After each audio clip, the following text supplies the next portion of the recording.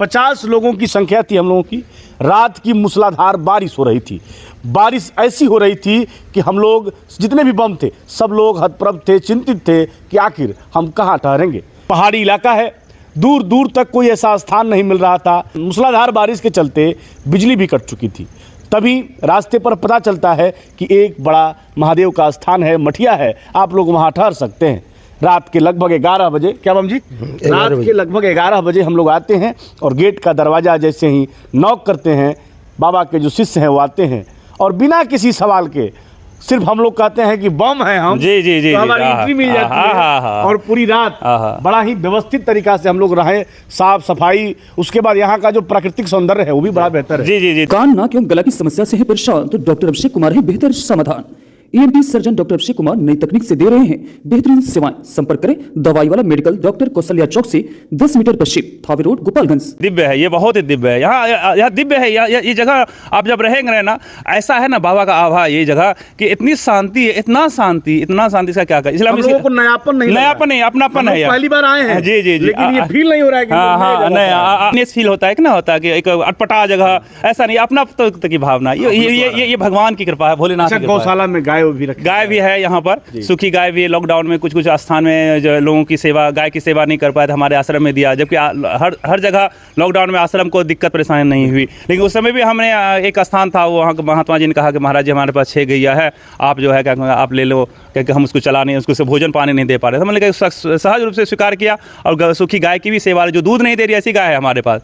अभी 10-15 गैया है और पहले और भी गैया थी और फिर अभी गाय अभी आने भी वाली है। तो हम ऐसे गौ की भी सेवा, गौ ब्राह्मण सबकी सेवा चल रहा है। हमारे सनातन धर्म में जितने भी बंधु सबकी सेवा में हम लगे हुए हैं और आप सबका ऐसे प्रेम आशीर्वाद रहा और ये स्थान और दिव्य आगे बढ़ेगा। और क्या क्या यहाँ होने वाला है बाबा? जैसे गुरुकुल है, यह गौशाला चलाना, ये बड़ा रूप में गौ की सेवा हो, कम से कम गौ ब्राह्मण की मुख्य रूप से जो है हमारा सनातन धर्म का मुख है, उसकी सेवा होना बहुत जरूरी है। गाय की सेवा, गाय के लिए बहुत लोग कहते हैं, बड़े बड़े शहर में बड़ी बड़ी गौशाला है, लेकिन ऐसे इलाका में जहाँ गरीब इलाका, वहाँ गौ की सेवा नहीं हो रही है। आज यहाँ पर भी बंगाल के लोग हजारों की संख्या में गैया जा रही है, उसकी कम से कम यहाँ सेवा हो, क्योंकि इस मठ के पास 85 एकड़ जमीन है और यहाँ पर यदि हम उसकी सेवा कर पाए तो अपने आप को मूल लगे कि चलो हमने अपने सनातन धर्म के लिए कुछ तो किया। उसकी सेवा करना लोगों का सहयोग बहुत देखिए, ये जान लीजिए, ये क्षेत्र हमारा बहुत गरीब है।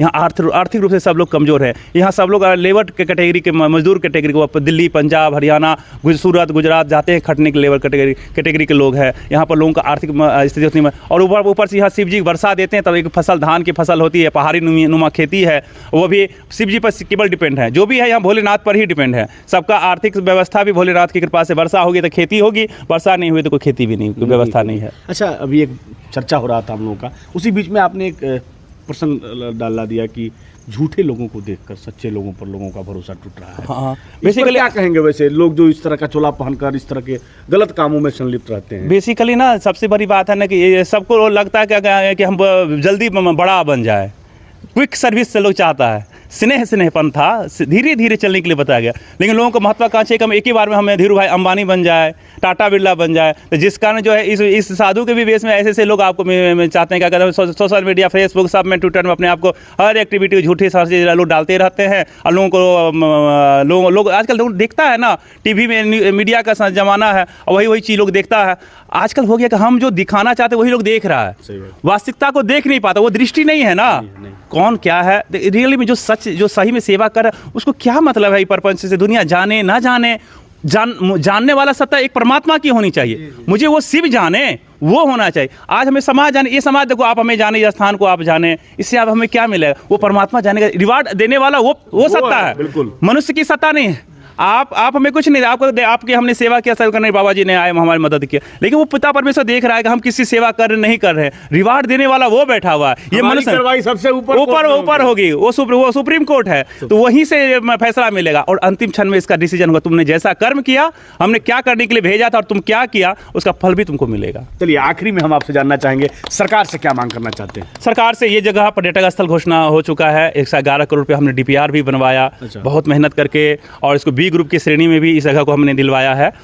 पूरे देश का जो आपको पर्यटक स्थल है बी ग्रुप में, ए ग्रुप में जहाँ पर इंटरनेशनल पर्यटक आते हैं। बी ग्रुप में बी ग्रुप ये होता है जहाँ पर आपको भारतवर्ष के जैसे बिहार, बंगाल, यूपी, नहीं पूरे भारतवर्ष के लोग आते हैं। बंगाल हो गया, बिहार हो गया, यूपी हो गया और छत्तीसगढ़ हो गया, कई जगह से लोग यहाँ आते हैं। तो वो बी ग्रुप हो गया। सी ग्रुप होता है जहाँ स्टेट लेवल का, डी ग्रुप जहाँ होता है जहाँ पर केवल एक जिला के लोग आते हैं। तो ये बी ग्रुप में ये स्थान है। 11 करोड़ रुपये इसका DPR बना हुआ है और सरकार से भी हम प्रयासरत लगे हुए हैं कि कम से कम सरकार इस पर विशेष ध्यान दे। बाधा कहाँ लग रहा है? थोड़ा सा सरकारी व्यवस्था जान ही रहे, बहुत धीरे बहुत उसको बल लगाना पड़ता है, बार बार नोक करना पड़ता है, बार बार उनको कहना पड़ता है। कई बार ऐसा हुआ है कि हम सोमवार निर्जला रहते हैं, रांची जाके वो अफसर पदाधिकारी से मिलके फिर वापस होना, मतलब कि उन लोगों को हमेशा उस रात में जब हम लोग आए तो उस रात में भी पूजन चल रहा था। हाँ, अभी पूरे, हाँ एक बात आपको बता रही है, जो अभी पूरे सावन का महीना चल रहा है ना, सुबह शाम बाबा का यहाँ नित्य अभिषेक चलता है। सुबह शाम दोनों टाइम अभिषेक। हमारे बनारस से आचार्य जी आए हुए हैं और बाबा का सुबह पूरे सावन जो है, पूरे सावन मैं उपवास में रहता हूँ, व्रत में रहता हूँ पूरे सावन, सोमवार निर्जला भी रहता हूँ। सुबह शाम बाबा का अभिषेक चलता, पूरे सावन चलता रहता है सुबह शाम। ये हमारा जब 3-4 साल से ये हमारा चल रहा है, बाबा का अभिषेक कंटिन्यू। पिछली बार मलमास लग गया था तो 118 अभिषेक करने का हमको मौका मिला। 59 दिन हुआ था पूरे 2 महीना लगा के 118 अभिषेक। हर साल ये कार्यक्रम चलता रहता है। सबकी सेवा भगवान करा लेते हैं। मनुष्य क्या है, शरीर माध्यम खलु धर्म, शरीर एक माध्यम है, कराने वाले सत्ता वो बैठा हुआ है, वही सब कुछ करता है। हम सबका कुछ रोल है नहीं, हम सब निमित्त मात्र हैं। बिल्कुल। कैसा लगा वीडियो बताइएगा।